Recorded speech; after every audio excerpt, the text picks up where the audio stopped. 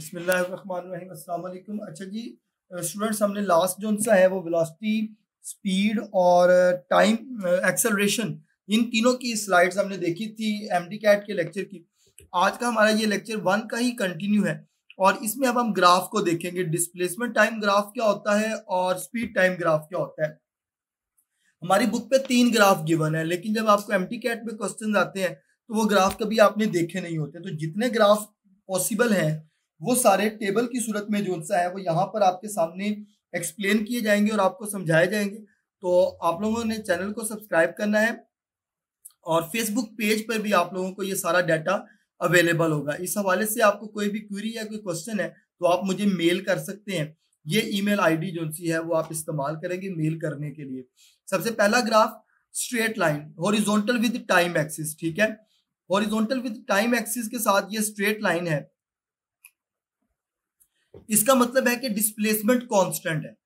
Displacement constant कभी नहीं होता, मतलब बॉडी रेस्ट पर है। याद रखिएगा, इस ग्राफ का मतलब है कि आपकी बॉडी क्या है, रेस्ट पर है।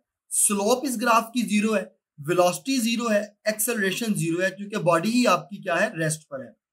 अब आगे चलें, ये वाला एक ग्राफ है स्ट्रेट लाइन ग्राफ, जो कि किसी एक्सिस के साथ, टाइम एक्सिस के साथ आपका एंगल बना रहा है, ठीक है। ऐसी सूरत में हमारा डिस्प्लेसमेंट यूनिफॉर्मली इंक्रीज होता है, यानी इक्वल इंटरवल ऑफ टाइम के अंदर हमारी बॉडी इक्वली मूव कर रही होती है। नेक्स्ट इसकी स्लोप है, इंक्रीजिंग वेलोसिटी, इंक्रीजिंग डिस्प्लेसमेंट है, तो इसका स्लोप क्या होगा, पॉजिटिव स्लोप होगा और ये इंक्रीजिंग यूनिफॉर्म वेलोसिटी है। वेलोसिटी यूनिफॉर्म और एक्सेलरेशन यूनिफॉर्म वेलोसिटी का 0।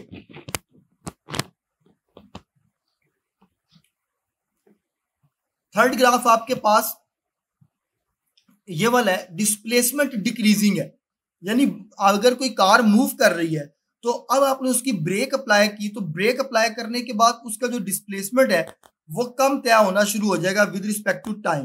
तो मैक्सिमम वैल्यू से आपका ग्राफ क्या होगा, डिक्रीजिंग की तरफ आएगा, ठीक है। ऐसी सूरत में जो आपकी स्लोप है वो नेगेटिव होती है,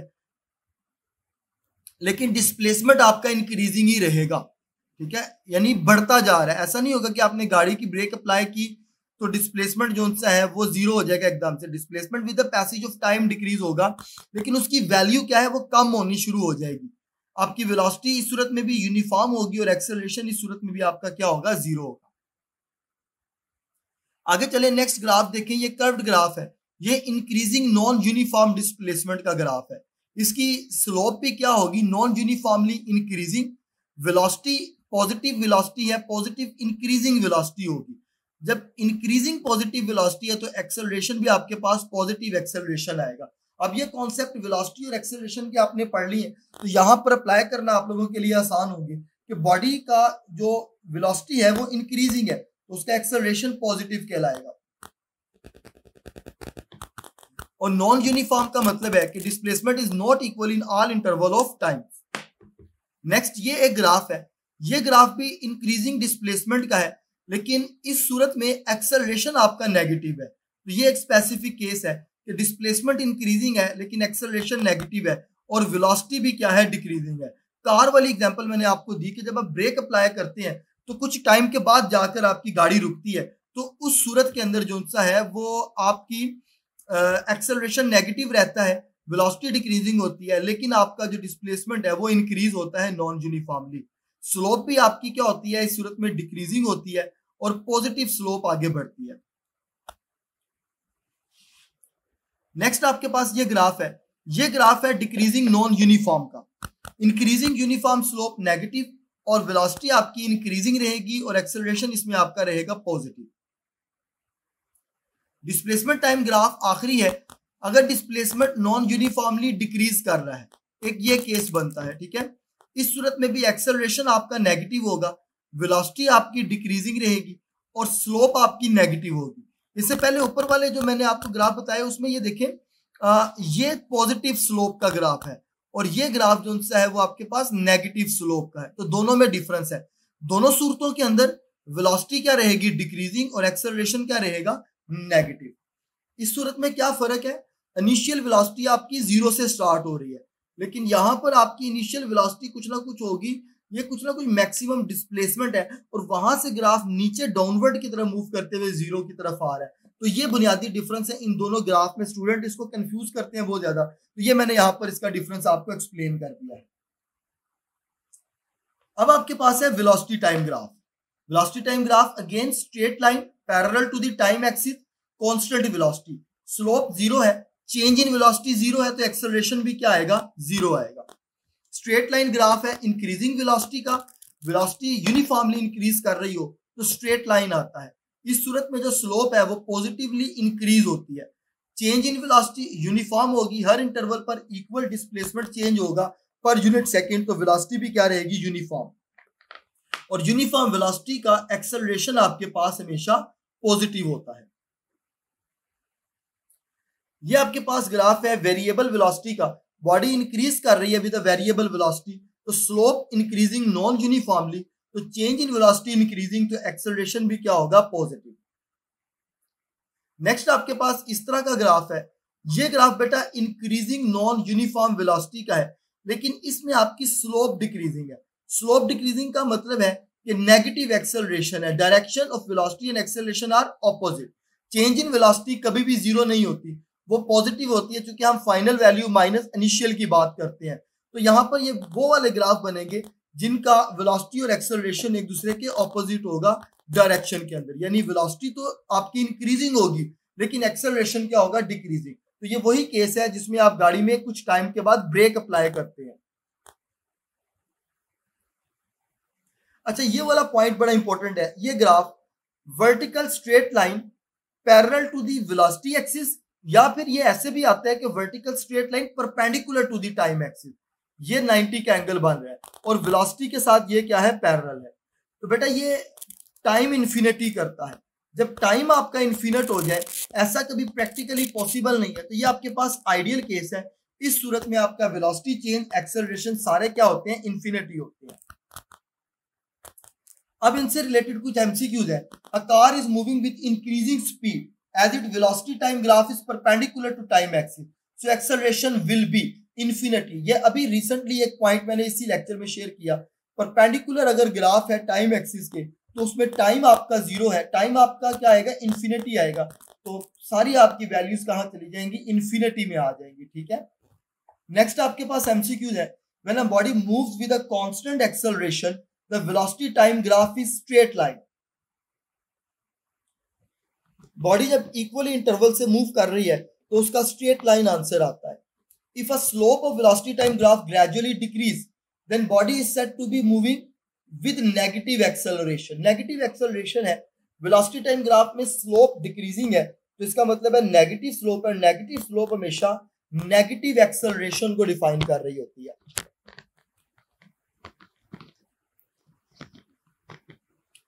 ये एक ग्राफ गिवन है, एमसीक्यूज है। एक पाथ गिवन है ए बी सी और डी। ठीक है।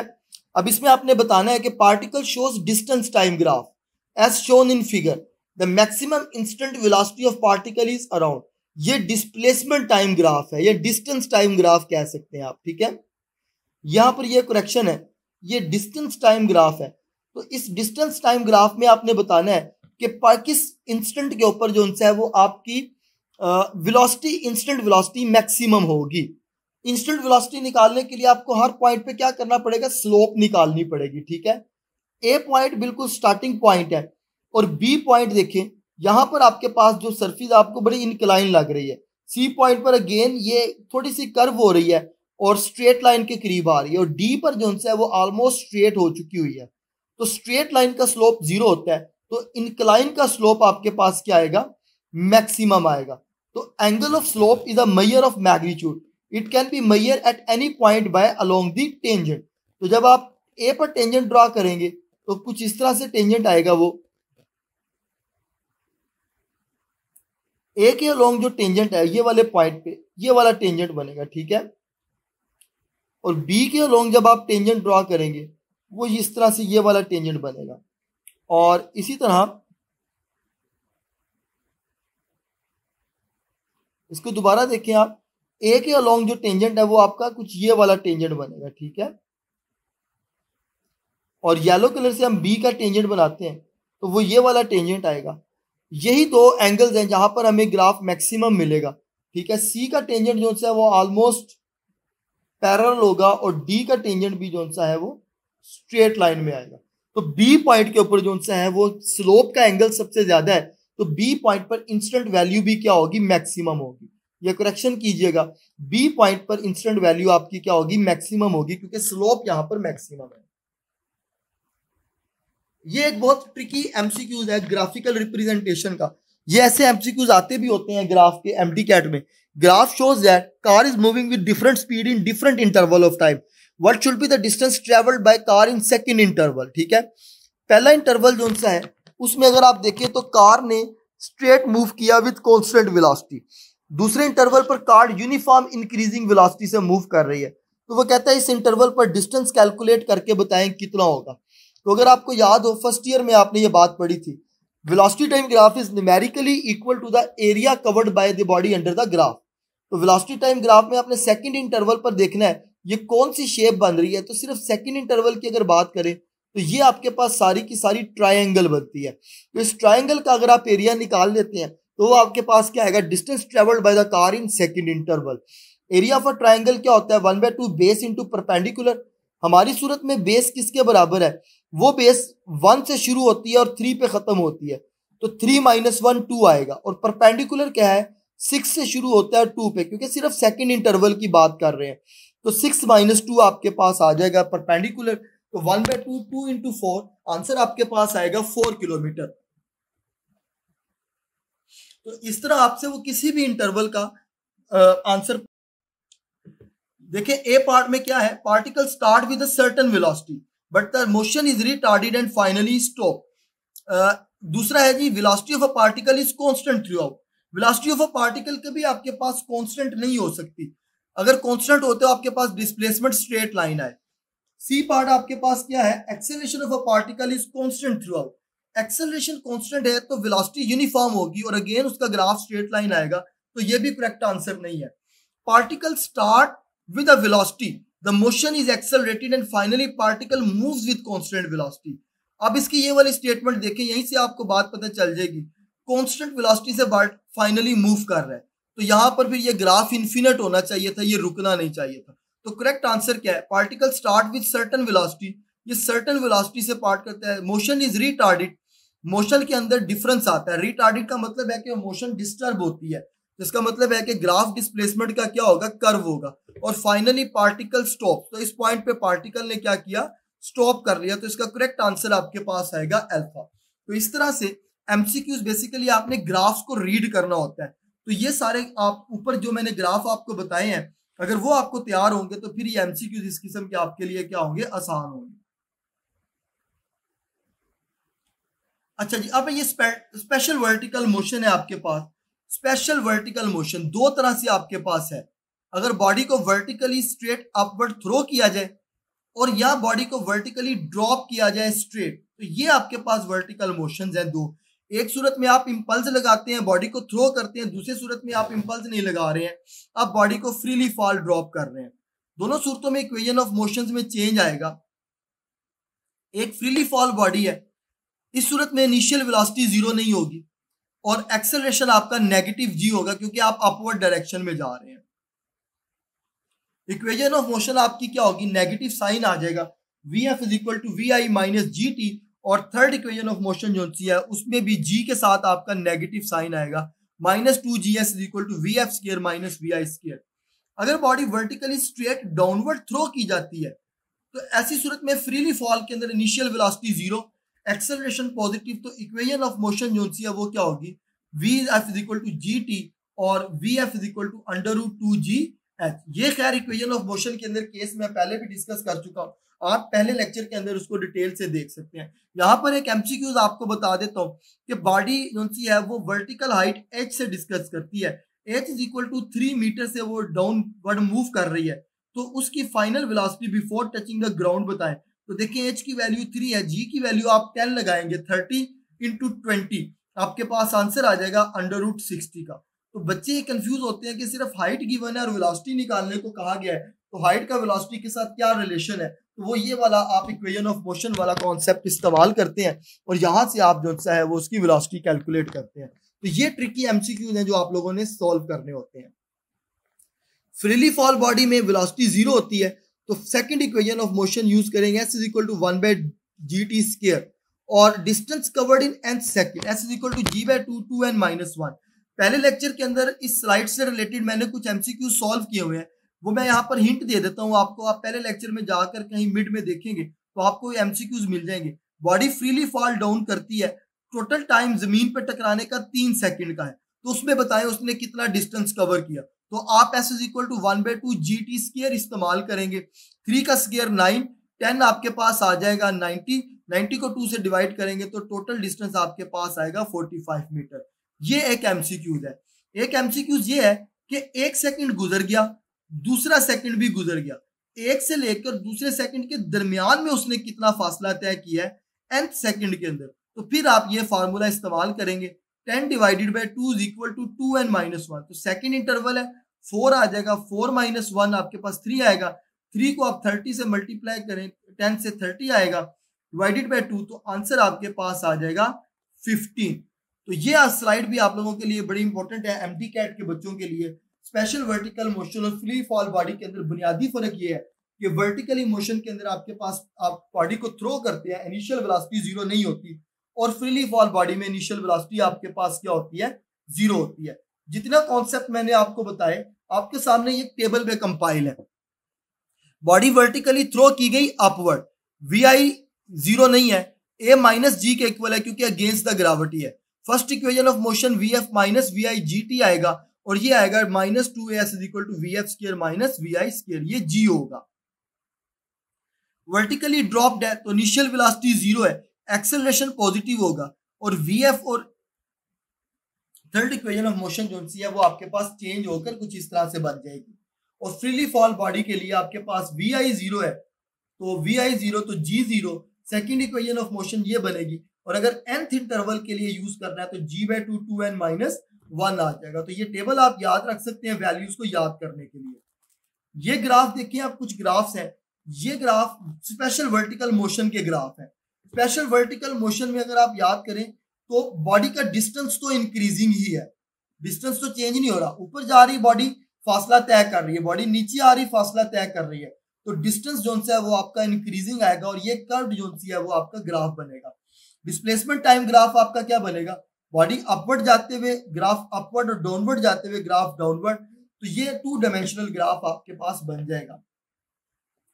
ग्राफ वेलोसिटी टाइम ग्राफ क्या होगा, स्ट्रेट लाइन होगा, लेकिन पहले पे पॉजिटिव एक्सेलरेशन और दूसरे पे नेगेटिव। क्यों, बॉडी जब ऊपर जा रही है तो उसकी वेलोसिटी जो सी है वो डिक्रीजिंग है, अगेंस्ट द ग्रेविटी जा रही है, और जब बॉडी नीचे आ रही है तो उसकी वेलोसिटी इंक्रीजिंग है, तो उसकी वेलोसिटी क्या होगी, पॉजिटिव होगी। तो वेलोसिटी टाइम ग्राफ आधा आपके पास पॉजिटिव इंटरवल पर आएगा और आधा नेगेटिव इंटरवल पर आएगा। एक केस आपके पास ये भी है कि अगर गाड़ी स्ट्रेट लाइन में मूव कर रही है, उसकी ब्रेक अप्लाई कर दी गई है, तो यही ग्राफ जो स्ट्रेट लाइन में इस तरफ से जाता है वो जीरो की तरफ आ जाएगा। और ये बड़ा इंपॉर्टेंट ग्राफ आप लोगों को याद करना पड़ेगा, एक एक्स्ट्रा ग्राफ यहाँ पर मैंने आपको बता दिया।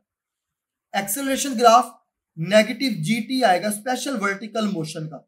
अच्छा ये बात सीख ली, स्पेशल वर्टिकल मोशन की बड़ा इंपॉर्टेंट पॉइंट है कि बॉडी जब अपवर्ड मूव करती है तो जी की वैल्यू नेगेटिव होती है, क्योंकि डिस्प्लेसमेंट के जी डिस्प्लेसमेंट ग्रेविटी के अगेंस्ट होता है। जब बॉडी डाउनवर्ड करती है जी और डी आपके पॉजिटिव लिखे जाते हैं, लेकिन ओवरऑल इक्वेशन में नेगेटिव जी क्यों लिखा जाता है। तो याद रखिएगा जब भी फिजिक्स के अंदर हम मोशन की बात करते हैं तो हमेशा जी की value with point of reference लेते हैं, ठीक है। तो रेफरेंस पॉइंट के ऊपर अगर आप देखेंगे जी की वैल्यू नेगेटिव है तो फिर पूरी इक्वेशन में जी की वैल्यू नेगेटिव होगी। एक तो ये मेथड है। दूसरा मेथड है वेलोसिटी टाइम ग्राफ। इस ग्राफ की अगर आप ये स्लोप निकालेंगे, टेंजेंट निकालेंगे, तो ये स्लोप आपके पास नेगेटिव आती है, लिहाजा हम जी की वैल्यू ओवरऑल इक्वेशन में क्या लिखते हैं, नेगेटिव लिखते हैं।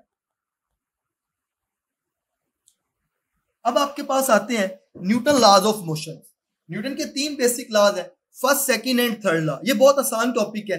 Body does not change its state of motion until an external force apply on it. ये फर्स्ट लॉ ऑफ मोशन की स्टेटमेंट है। फर्स्ट लॉ ऑफ मोशन को आप लॉ ऑफ इनर्शिया भी कहते हैं।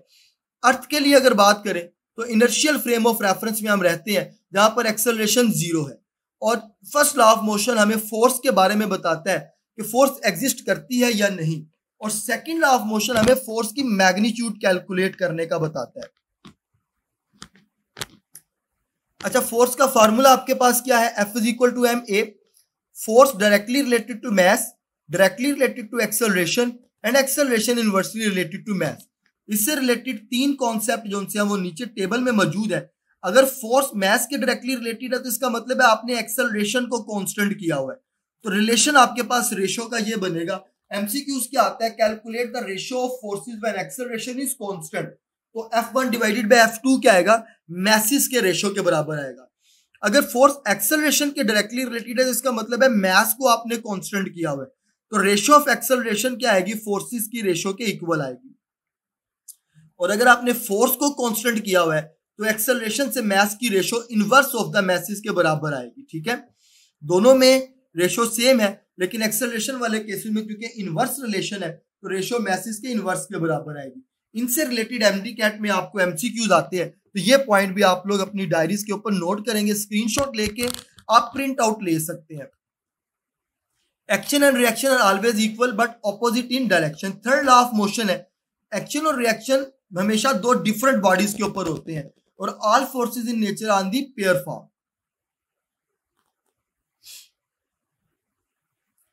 अब आप इनके एमसीक्यूज देखें। If a force acting on a body is double then acceleration is become double, क्योंकि एक्सेलरेशन का फोर्स के साथ रिलेशन क्या है? डायरेक्ट रिलेशन है। ऊपर हम पढ़ के आ चुके हैं। ये एमसीक्यूज इंपॉर्टेंट है, थोड़ा ट्रिकी है। Block rest on horizontal surface, force is applied at angle theta to the horizontal for the block to just start moving. Which of the following is correct? ये चार फार्मूलाज गिवन है, correct formula बताना है। देखें, एक block rest पर मौजूद है, इस पर आप किसी एंगल के ऊपर फोर्स लगाते हैं तो इस फोर्स के दो कंपोनेंट बनते हैं, एक इसका एक्स कंपोनेंट और एक इसका वाई कंपोनेंट। ठीक है, वाई कंपोनेंट के against normal reactional force of gravity का कंपोनेंट होगा, और एक्स कंपोनेंट के अगेंस्ट आपके पास फ्रिक्शनल फोर्स का कंपोनेंट आएगा। तो जब आप नेट फोर्स कैलकुलेट करेंगे तो आपके पास क्या आएगा? Net force horizontal component plus vertical component का सम बैलेंस करेगा किसको? फ्रिक्शनल फोर्स को। तो एफ फ्रिक्शनल फोर्स है। अब आप यहाँ क्या करेंगे? F frictional force mu M G के बराबर है, ये यहां पर आकर माइनस होगा, तो राइट आंसर आपके पास आएगा डेल्टा। तो सिर्फ क्या है कि डायग्राम बना के आपने कंपोनेंट को अंडरस्टैंड करके फार्मूले को आपने जज करना है कि कौन सा फार्मूला करेक्ट है। ये भी एमसीक्यूज की एक टाइप है जो मैंने यहां पर आपके साथ इस लेक्चर में शेयर कर दिया है। आगे चले, लास्ट शायद दो एमसीक्यूज हैं इन स्लाइड्स के। Two blocks connected by pulley system on a smooth surface have unequal masses, their acceleration are due to net unbalanced force.